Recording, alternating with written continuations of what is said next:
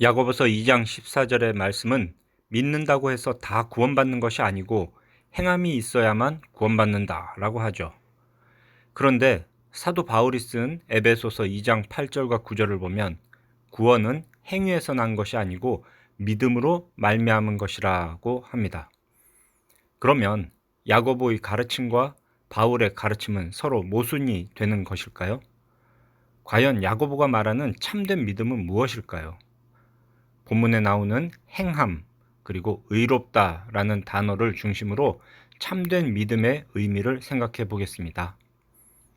2장 14절 내 형제들아 만일 사람이 믿음이 있노라 하고 행함이 없으면 무슨 유익이 있으리요 그 믿음이 능히 자기를 구원하겠느냐. 여기서 믿음이 있노라 하고, 이 하고의 의미는 말만 하고입니다. 그렇게 믿음이 있다고 말로만 떠드는 사람의 예가 바로 15절과 16절입니다.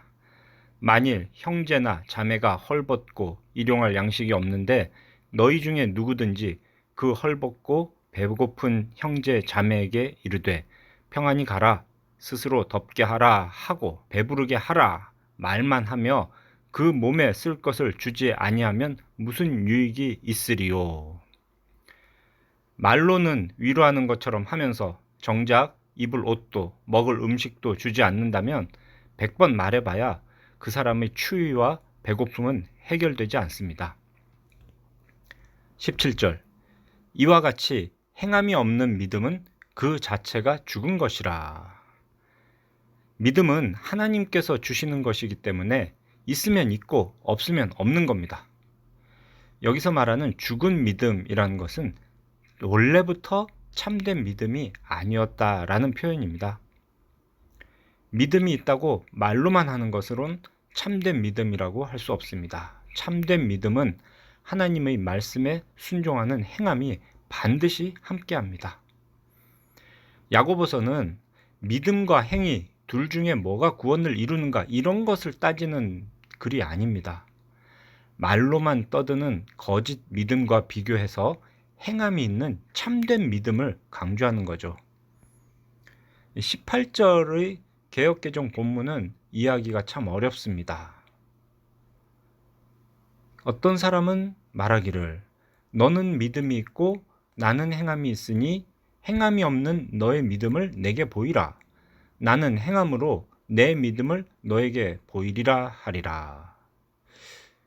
참 이상한 말입니다. 너는 꽃표이고 나는 영표이면 둘 중에 누가 영표이냐? 너무 당연해서 아무 의미 없는 말을 하는 것처럼 보입니다. 이 구문을 정확하게 번역하면 이런 겁니다. 너는 너희 행함으로 너의 믿음을 나에게 보이라. 그리하면 나도 나의 행함으로 내 믿음을 너에게 보이리라. 나는 행함으로 내 믿음을 증명할 수 있는데 너는 행함이 없으니 믿음이 있다는 걸 증명할 수 없지 않느냐? 이런 의미입니다. 믿음과 행함은 둘로 나눌 수 없는 하나이기 때문입니다. 그 다음 구절과 이어서 보면 뜻이 명확합니다. 네가 하나님은 한 분이신 줄 믿느냐? 라고 하죠. 하나님의 여러 속성 중에 한 분 하나님이시라는 속성을 예로 든 것은 믿음과 행함은 나눌 수 없다는 것을 강조하는 겁니다. 잘했다. 그것은 귀신들도 믿고 떠느니라 라고 했는데요. 여기서 잘했다라는 것은 칭찬이 아니고 반어법입니다. 귀신은 예수님을 만나면 딱 알아보고 벌벌 떨며 두려워합니다. 그렇지만 그 귀신은 하나님을 사랑하지도 않고 신뢰하거나 의지하지 않습니다. 하나님은 한 분이시다라는 이 사실을 알고 말한다고 해서 참된 믿음이 아닌 거예요. 참된 믿음은 유일하신 하나님을 알고 그 하나님을 신뢰하여 의지하는 것입니다. 이런 참된 믿음에 대해 야고보는 구약에서 두 사람의 예를 듭니다. 먼저는 아브라함입니다. 우리 조상 아브라함이 그 아들 이삭을 제단에 바칠 때에 행함으로 의롭다 하심을 받은 것이 아니냐.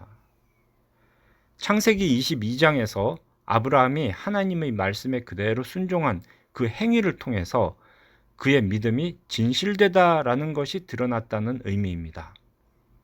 이것을 두고 야고보는 믿음이 그의 행함과 함께 일하고 행함으로 믿음이 온전하게 되었다고 말합니다.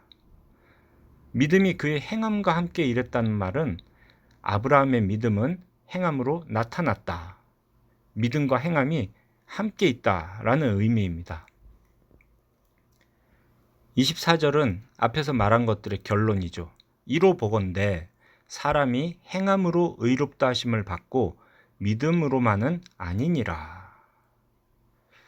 사도 바울은 갈라디아서 2장 16절에서 사람이 의롭게 되는 것은 율법의 행위가 아니고 오직 예수 그리스도를 믿는 믿음으로 말미암는다라고 했습니다. 이 24절의 표현 자체로만 보면 바울의 이야기와 완전 반대되는 말입니다. 참으로 어려운 문제인데요. 이 문제의 답은 바울과 야고보 사도가 상황에 따라서 의롭다 하심을 받는다라는 말, 그리고 또 행위라는 단어의 의미를 다르게 사용한 겁니다. 바울이 말하는 의롭다 하심이라는 것은 처음 믿을 때, 그러니까 죄인이 회심할 때 하나님 앞에서 죄사함을 받고 의롭다고 여겨지는 것을 두고 하는 말입니다. 칭의라고도 하죠.